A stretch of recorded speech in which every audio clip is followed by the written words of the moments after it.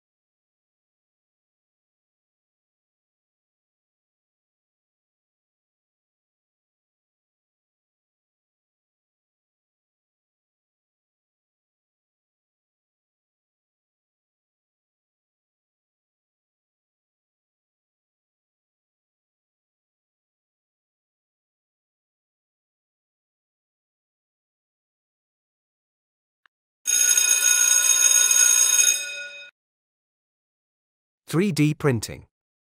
3D printing, also known as additive manufacturing, is a process of creating physical objects by layering materials such as plastic, metal, or ceramic, based on a digital model. The 3D printing process begins with creating a digital 3D model using computer-aided design, CAD, software or 3D scanning technology. The digital model is then loaded into a 3D printer, which prints successive layers of material until the physical object is created. 3D printing technology has many applications, including in manufacturing, healthcare, architecture, and education. It can be used to create prototypes, customized products, and replacement parts, among other things. 3D printing has the potential to revolutionize production processes, making it possible to create objects on demand, reduce waste, and increase customization.